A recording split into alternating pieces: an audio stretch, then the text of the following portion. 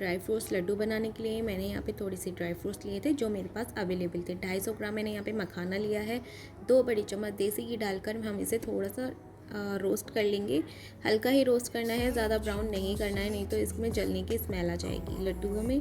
इसलिए हम किशमिश भून गई है, अच्छे से फूल गई है, देखिए आप देख सकते हैं। हम इसे निकाल लेंगे। जो बचा हुआ घी था हमने इसमें मखाने डालकर अच्छे से इसको ड्राई रोस्ट कर लिया है। हल्का ही रोस्ट करना है, इसे ठंडा करने के लिए रख देंगे। मैंने यहाँ पे गेहूँ का आटा और बेसन लिया है आधा कटोरी। वापस से उसी कढ़ाई में मैंने घी और डालकर 1 कटोरी घी लगभग मैंने डाला था और उसमें अच्छे से मैंने इन दोनों चीज़ों को साथ में ही मिक्स कर भून लिया था। भूनने की प्रोसेस थोड़ी लंबी चल सकती है क्योंकि कच्चापन बिल्कुल निकल जाना चाहिए, नहीं तो फिर अच्छे लड्डू में टेस्ट नहीं आएगा।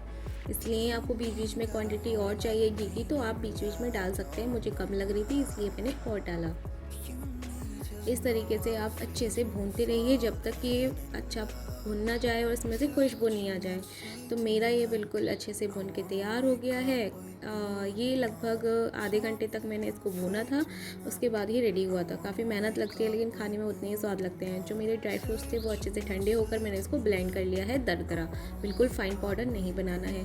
अब इसमें मैंने इलायची डाली है फ्लेवर के लिए और मेरे पास ये नारियल का बुरादा मार्केट वाला था। अगर आपके पास नहीं अवेलेबल है तो आप घर पे ही सूखे नारियल को ग्रेट कर आप घर पे ही सूखे नारियल का बुरादा बना सकते हैं। यहाँ पे मैंने बूरे का यूज़ किया है, आप किसी भी चीनी का भी यूज़ कर सकते हैं। आपको जितना मीठा पसंद है आप उतना डालिए। मैंने यहाँ पे 2 बड़ी कटोरी डाला था और मेरा बिल्कुल परफेक्ट बैठा था, ना ज़्यादा मीठा ना कम। यहाँ पे मैंने बाइंड करने के लिए लड्डुओं को थोड़ा सा दूध का यूज़ किया है।